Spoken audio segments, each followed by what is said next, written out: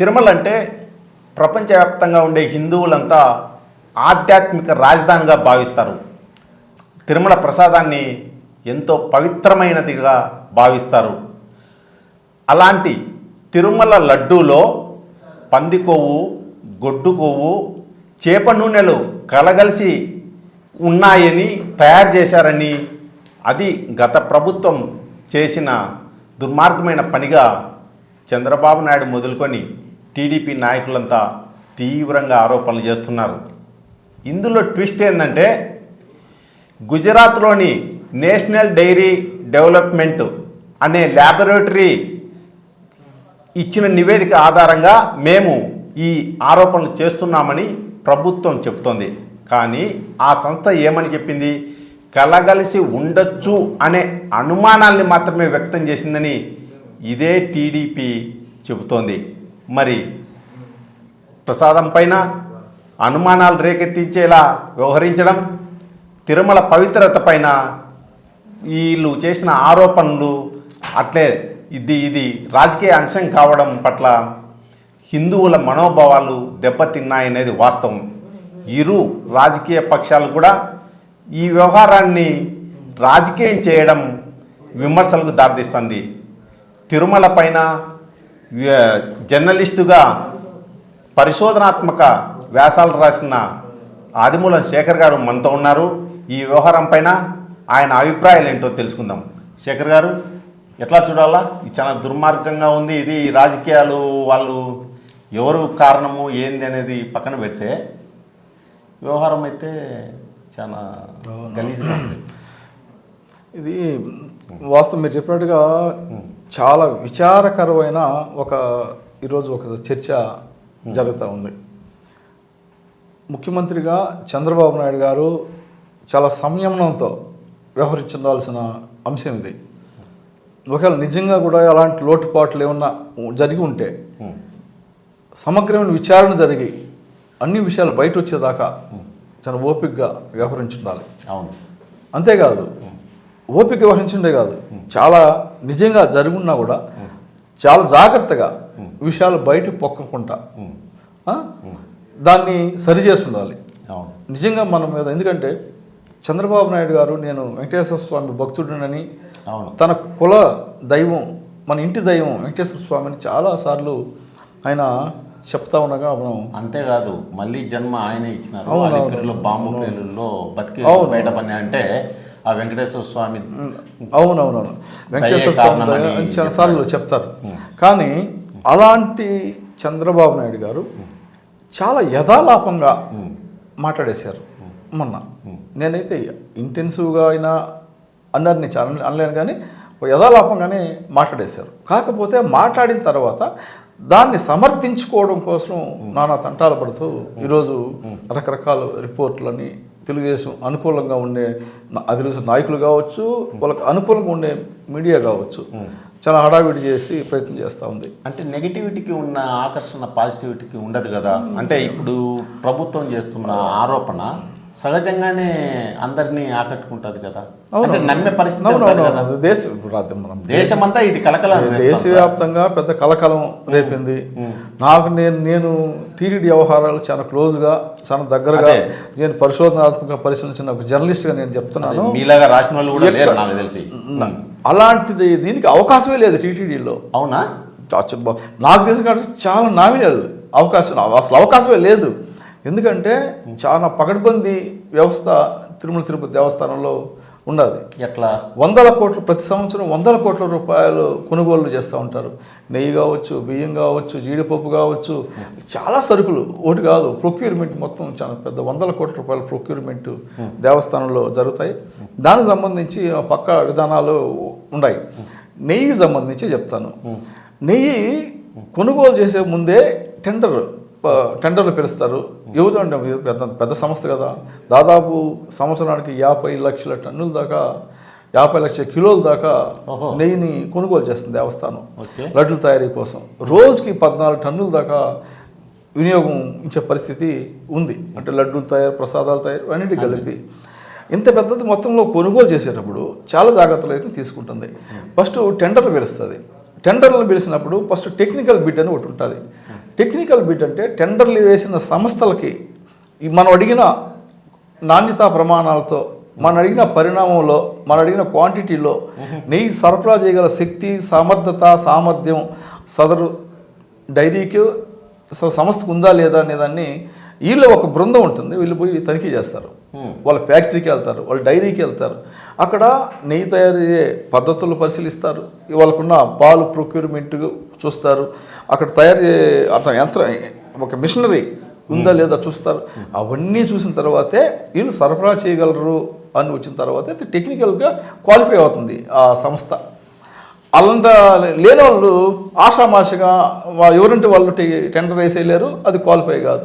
Technical bid qualify అయిన తర్వాతే financial bid వెళ్తారు. ఫైనాన్షియల్ బిడ్ అంటే అందరికీ తెలిసింది, ఎవరు ఎంత రేట్కి ఇస్తారు అని ఫైనాన్స్ బిడ్. తక్కువ రేట్ వేసిన వాళ్ళు L1 L2 అనేది తక్కువ L1 ఎవరు ఉంటే వాళ్ళకి టెండర్ని ఖరారు చేసి ఇస్తూ ఉంటారు. దాని తర్వాత కూడా ముందుగా శాంపిల్స్ కూడా తీసుకుంటారు.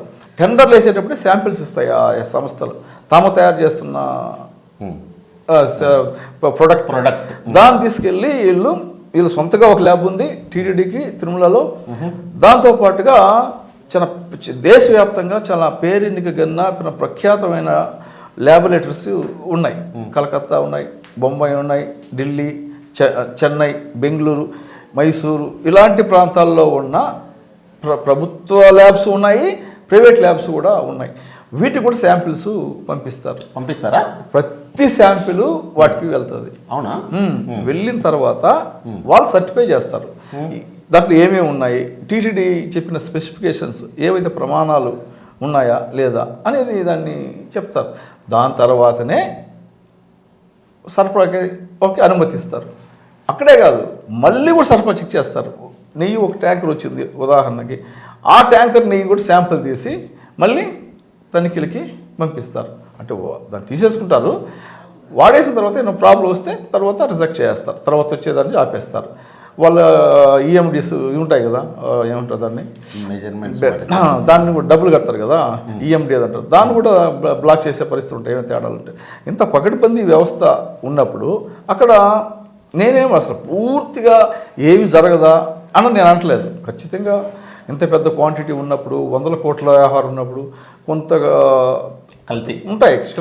కాకపోతే మీరు చెప్పినట్టుగానే ఏదో చిన్నది, చాలా నామినల్, మనం గుర్తించలేనంత స్థాయిలో ఉండొచ్చు. ఈవో గారు చెప్పారు కదా, ఏదో ఒకసారి శాంపిల్ తీస్తే దానిలో వెజిటబుల్ ఫ్యాట్స్ ఉన్నాయి అంటే డాల్డా లాంటిది కలిసింది. అది ఇప్పుడు నాకున్న నాలెడ్జ్ మేరకు ఇది అంతా ఎందుకు బయటకు వచ్చిందంటే, ఈ విజిలెన్స్ వాళ్ళు ఈ మధ్యకాలంలో దాదాపు 2 నెలల పాటు ఏదో అంత ఈ అవకతవకలు ఏమన్నా జరిగినాయా అని పెద్ద పరిశోధన చేసినారు. చేసి ఈ క్రమంలో ఈ లడ్డు ప్రసాదంలో కూడా ఇట్లా జరిగింది అని ప్రభుత్వానికి ఇచ్చిన నివేదిక ఆధారంగానే చంద్రబాబు నాయుడు గారు ఆరోపణలు చేసినట్టున్నారు, సంచలన ఆరోపణ. అదంతా ఇప్పుడు పెద్ద ఎత్తున వివాదం అయింది. అది సార్ అది జరిగింది. అట్లా అంటే ఊరికనే మాట్లాడలేదు అని నేను చెప్పడానికి, అంటే అదే మాట్లాడచ్చు. చెప్పారు కదా నేను, ఒక చిన్న తేడాలు ఏదో ఉండొచ్చు. ప్రతి ట్యాంకర్ కూడా చిన్న తేడాలు ఉంటాయి. ప్రొడక్షన్లోనూ కూడా చిన్న తేడాలు రావచ్చు, అంత ఒకే యూనిఫామ్గా కూడా ఉండకపోవచ్చు. అలాంటప్పుడు దాన్ని ఐడెంటిఫై చేస్తారు, సరి చేస్తారు. ఇక్కడే కాదు, ప్రపంచవ్యాప్తంగా ఎక్కడైనా కూడా 100% ఉంటాయని మనం అనుకోలేము. చిన్న తేడాలు ఉండొచ్చు. కానీ చంద్రబాబు నాయుడు గారు చేసింది చాలా తీవ్రమైన ఆరోపణ. అందులో పశువుల కొవ్వు కలిసి ఉన్నది, లేకపోతే చేపల కొవ్వు కలిసి ఉన్నది అని చెప్పడం అనేది ఒక తీవ్రమైన ఆరోపణ అయితే చేశారు. నేనైతే ఇప్పుడు దాకా అలాంటి పరిస్థితి ఇప్పుడు వినలేదు టీటీడీలో, అలాంటి నెయ్యి వస్తుందనేసి. ఇంకొక చాలా విషయాలు ఉన్నాయి రమణ, దీంట్లో మనం మాట్లాడుకోవాల్సిన విషయాలు. అసలు నేనైతే ఏ ప్రభుత్వమైనా సరే, టీడీపీ ప్రభుత్వం, వైసీపీ ప్రభుత్వం, చైర్మన్గా ఎవరున్నారనేది నిమిత్తం లేదు. ఎవరైనా సరే భక్తి భావంతోనే అక్కడికి వస్తారు, చాలా భక్తి భావంతోనే పనిచేస్తున్నారు. చంద్రబాబు నాయుడు గారు నేను ఒక్కడే భక్తుడని అనుకుంటే పొరపాటు, నేను ఒక్కడే భక్తుడు అంటే పొరపాటు. ఆడికి వచ్చే ప్రతి ఒక్కరు దేవుడి మీద అసంచలమైన భక్తితో వస్తూ ఉంటారు. బోర్డు మెంబర్స్ కానీ, చైర్మన్లు కానీ, మంత్రి పదవుల కన్నా కూడా ఇది మాకు కావాలని భావించి వచ్చేవాళ్ళే ఉంటారు. వాళ్ళు ఎవరు అక్కడ ఇలాంటి తప్పులు కమిషన్ల కోసం ఇలాంటి దానికి పాల్పడతాను నేనైతే నమ్మట్లేదు. ఈ నాణ్యత పెంచడం కోసం 2-3 చాలా విషయాలు ఉన్నాయి దీంట్లో. చాలా సుందరంగా మాట్లాడుతున్నారు కానీ ఈరోజు క్వాలిటీ తగ్గిపోవడం మీద. నెయ్యి అనేది ఇప్పుడు లడ్డులు ఉత్పత్తి ఇబ్బడిగా పెంచాల్సిన పరిస్థితి వచ్చింది. ఒకప్పుడు చాలా లిమిటెడ్గా ఇచ్చేవాళ్ళు, 2 లడ్లు ఇచ్చేవాళ్ళు ఒక భక్తుడికి, అటే చేసేవాడు. కానీ డిమాండ్ ఏంటంటే మాకు చాలా లడ్లు కావాలా, కోరిన లడ్లు కావాలా, మాకు అడిగిన లడ్లు ఇవ్వట్లేదు అనే విమర్శలు వస్తే దేవస్థానం వాటిని ప్రొడక్షన్ పెంచడం కోసం ఒక నిరంతరాయంగా చాలా కార్యక్రమాలు చేపట్టింది. ఇప్పుడు దాదాపు ఒక రోజుకి 5 లక్షల ప్రొడక్షన్ చేసే స్థాయికి ఈరోజు దేవస్థానం వెళ్ళింది. రోజుకి 1 లక్ష లడ్లు తయారు చేయడం ఇప్పుడు ప్రొడక్షన్ నీకు నెయ్యి తక్కువలో సరిపోతుంది, లేదా 50,000 చేస్తే ఇంకా తక్కువలో సరిపోతుంది. ఇప్పుడు 5 లక్షల లడ్డులకి ప్రొక్యూర్మెంట్ నెయ్యి కావాలంటే అంత నెయ్యి సరఫరా చేసే సంస్థలు ఉండాలి, అంత క్వాలిటీగా వచ్చే సంస్థలు కూడా ఉండాలి. దాని ఖర్చు కూడా విపరీతమైన బర్డన్లో ఉంటుంది. అందుకని దేవస్థానం నాకు తెలిసిన కాడికి ఏం చేశారంటే ఫస్ట్లో ఒక విధంగా వచ్చింది, ఇప్పుడు కాదు. సాంబశివరావు ఈవోగా ఉన్నప్పుడు, సాంబశివరావు గురించి తెలుసు కదా, 2014-19 టీడీపీ ప్రభుత్వ హయాంలోనే సాంబశివరావు గారు ఈవోగా ఉన్నారు. ఆయన కాదు, ఎవరు ఈవోగా ఉన్నా డైలీ ఊరుల్లో ప్రధానంగా వచ్చిన సమస్యలు ఒక దశాబ్ద కాలంగా నేను గమనించింది ఏంటంటే లడ్డు నాణ్యత ఉండట్లేదు, రుచి ఉండట్లేదు. గత 5 ఏళ్ళలో అన్న విమర్శలు వచ్చినాయని తప్పు, పచ్చి అబద్ధం అది. గత ఒక 10-15 ఏళ్ళ నుంచి ఇలాంటి ఆరోపణలు వస్తూనే ఉన్నాయి భక్తుల నుంచి. లడ్డులో క్వాలిటీ ఉండట్లేదు, కొన్ని రోజులకి ఎండిపోతున్నట్టుంది, లేకపోతే ప్రధానంగా వచ్చేది లడ్డు ఎండిపోతుంది. ఒకప్పుడు నెయ్యి పట్టుకుంటే లడ్డు బట్టి కార్య అవుతుంది, నెయ్యి కార్యత చెప్పేవాళ్ళు. అంటే తక్కువ ప్రొడక్షన్ ఉన్నప్పుడు అర్థం చేసేవాళ్ళు ఉండొచ్చు, కానీ ఇప్పుడు పెరిగిపోతూ ఉంది. అది కాకుండా అప్పటికప్పుడు తయారు చేసి ఇచ్చే పరిస్థితి లేదు. 2 రోజుల ముందు తయారు చేసి పెట్టి నిలవబెట్టి తప్ప మీట్ అయ్యే పరిస్థితి లేదు. ఇప్పుడు తయారు చేసి వెంటనే ఎత్తుకుని ఇవ్వలేరు. అంటే 5 లక్షల లడ్లు కావాలంటే 3 లక్షలు 4 లక్షలు, అందుకే 2 రోజులు ముందు కూడా తయారు చేసి పెడతారు. ఇలాంటి అన్నిటి కారణాల వల్లనే లడ్డుల క్వాలిటీ తగ్గిందనే భావన. నేనైతే పెద్ద మార్పు, నేను చిన్నప్పటి నుంచి లడ్డు తిన్నాను, దాంట్లో పెద్ద తేడా వచ్చేసింది నేనైతే అనుకోవట్లేదు. సరే శేఖర్ గారు, ఇప్పుడు మరి చంద్రబాబు నాయుడు గారు ఆయనకు తెలిసినంతగా తిరుమల గురించి ఇంకొకరికి తెలియదు కదా. అవునవును, ఆయన లోకల్ కదా. అందులో మరి ఇంత తీవ్రమైన ఆరోపణ అంటే దేశమంతా కూడా ఉలిక్కి పడేంతగా తిరుమల ప్రసాదం పైన ఆయన ఆరోపణలు చేయడానికి ప్రధాన కారణం ఏమై ఉంటుందని మీరు భావిస్తున్నారు? అదే నేను చెప్పాను కదా, ముందే చెప్పాను నేను. ఆయన ఏదో ఇంటెన్సివ్గా ఆలోచన చేయలేదు. సాధారణంగానే జగన్మోహన్ రెడ్డి ఒక కిరాతకుడు, దుర్మార్గుడు అని చెప్పే ప్రయత్నాన్ని చాలా కాలంగా చంద్రబాబు నాయుడు గారు చేస్తున్నారు.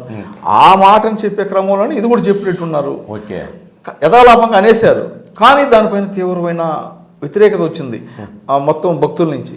అందుకని ఇప్పుడు ఆయన మాట్లాడిన 2వ రోజు నుంచి మొదలుపెట్టేశారు. ఏమని దాన్ని సమర్థించేదాన్ని, చంద్రబాబు నాయుడు గారి మాటలు సమర్థించడానికి ఆయన అనుకూలంగా ఉండే మీడియా రంగంలోకి దిగింది. ఇంకా కొంతమంది నాయకులు కూడా రంగంలోకి దిగి ఏవో రిపోర్ట్లు వచ్చినాయి అని మాట్లాడడం మొదలుపెట్టారు. అంతే తప్ప చంద్రబాబు నాయుడు గారు కూడా ఇంత సీరియస్ అవుతుందంటే జాగ్రత్త పడేవాళ్ళేమో. యథాలాపంగా జగన్మోహన్ రెడ్డి తిట్టే క్రమంలో తిరుమల తిరుపతి దేవస్థానాన్ని కూడా ఉపయోగించుకుంటున్నారు మొదటి నుంచి. అసలు అంతెందుకు, తిరుమల తిరుపతి దేవస్థానంలో ఒక 40 మంది విజిలెన్స్ అధికారులు వచ్చి తనిఖీలు చేసిన పరిస్థితి ఎప్పుడు లేదు. కానీ ఈసారి అదే పనిగా ఏదో జరిగింది అని చెప్పడానికి ఉంది. తనను జైల్లో 2 రోజుల పాటు ఉంచడానికి కారణము ధర్మారెడ్డి గారు వేరే వ్యవస్థలను మేనేజ్ చేసినాడు అని చంద్రబాబు గారు నమ్ముతున్నారు. అందుకు కాబట్టి ఎట్టి పరిస్థితుల్లోనూ ధర్మారెడ్డి గారు ఉండొచ్చు. కానీ ధర్మారెడ్డి గారు మనకున్న విశ్వసనీయ సమాచారం, ధర్మారెడ్డి గారి పైన కోపం ఉంటే దాన్ని మీరు వేరే విధంగా తీర్చుకోవచ్చు. కానీ వెంకటేశ్వర స్వామి మొత్తం కొన్ని 1000 ఏళ్ళ పైగా ఒక ప్రతిష్ట ఉన్న తిరుమల తిరుపతి దేవస్థానాన్ని ఈరోజు లాగు వివాదంలో తెచ్చిపెట్టేశారు. ఆ ప్రసాదాన్ని వివాదంలో తెచ్చిపెట్టేశారు. రేపు ఎప్పుడైనా ఒక భక్తుడు తిరుమలకు వచ్చి శ్రీవారి లడ్డూనో ప్రసాదాలు తినేటప్పుడు వాళ్ళు ఖచ్చితంగా మీరు చెప్పిన ఆవు నెయ్యి, ఆవు కొవ్వో, పంది కొవ్వో గుర్తొస్తుంది. ఏ విధంగా దాన్ని పవిత్రంగా స్వీకరించగలుగుతాడు అనేది చంద్రబాబు నాయుడు గారు ఇప్పటికైనా ఆలోచించుకొని దీన్ని చంద్రబాబు నాయుడు గారు పరిష్కరించాలి నా ఉద్దేశం. ఓకే, ఎందుకంటే క్రియేట్ చేసింది ఆయన వివాదం రేపింది ఆయనే కాబట్టి ఖచ్చితంగా పరిష్కారం చేయాల్సి ఉండే ఆయనే. జగన్మోహన్ రెడ్డి పైన వేరే కోపం ఉంటే వేరే విధ పద్ధతుల్లో రాజకీయంగా తేల్చుకోవచ్చు. కానీ తిరుమల తిరుపతి దేవస్థానం ప్రతిష్టని దేశవ్యాప్తంగా మంట కలిసిపోవడానికి ఈరోజు రేపటి నుంచి వెంకటేశ్వర స్వామి ఇప్పటిదాకా పరమ పవిత్రంగా వెంకటేశ్వర స్వామి ప్రసాదాన్ని కళ్ళు కద్దుకొని తింటా ఉన్న భక్తులే రేపటి నుంచి ఆ ప్రసాదం పట్ల అనుమానపు చూపులు చూడకుండా ఉండాలంటే చంద్రబాబు నాయుడు గారే దీని పరిష్కారం చేయాలి. ఎలా చేస్తారు, ఏం చేస్తారు అనేది ఆయనకు సంబంధించిన విషయం, ఆయనే తెలిసి చెప్పాలి. అదేవిధంగా తిరుపతి దేవస్థానం కూడా దీనిపైన స్పష్టమైన వివరణ ఇవ్వాల్సిన అవసరం అయితే ఉంది. ఆన వెంకటరమణారెడ్డి ఎవరో ఇచ్చే రిపోర్ట్ కాదు, తిరుపతి దేవస్థానం స్పష్టమైనగా ఇప్పుడే కాదు, ఇప్పుడు 5 ఏళ్ళు ఏం జరిగింది కాదు, మొత్తం ఒక దశాబ్దం 2 దశాబ్దాల కాలంగా తిరుమల సంబంధించి నెయ్యి ప్రొక్యూర్మెంట్ విధానాలు ఏం మార్పులు వచ్చినాయి, ఎక్కడ వచ్చినాయి, అవన్నిటిని కూడా చెప్పి బహిరంగంగా అవసరమైతే ఒక శ్వేతపత్రం లాంటిది ప్రకటించాల్సిన బాధ్యత టీటీడీ పైన ఉంది. అప్పుడే భక్తులు టీటీడీని విశ్వసిస్తారు, ప్రభుత్వాన్ని విశ్వసిస్తారు. అటా లేకుండా వదిలేసి ఇలాగనే ఒక రాజకీయ దుమారలాగా దీన్ని రాస్తూ ఉంటే దీన్ని రాజకీయ దుమారాల కోసమే, రాజకీయ అవసరాల కోసమే చంద్రబాబు నాయుడు గారు దీన్ని ఇలా వెంకటేశ్వర స్వామిని వివాదాల్లోకి లాగినారని మాత్రం భక్తులు భావిస్తారు. చంద్రబాబు తీవ్ర కామెంట్స్ వెనుక రాజకీయ కోణం ఉందని మన శేఖర్ గారు చెప్తున్నారు. ఒక దేశవ్యాప్తంగా ఒక కలకలం రేపిన ఇష్యూ పైన చంద్రబాబు నాయుడు గారే ఒక పరిష్కార మార్గాన్ని కూడా చూపాలని ఆయన డిమాండ్ చేస్తున్నారు.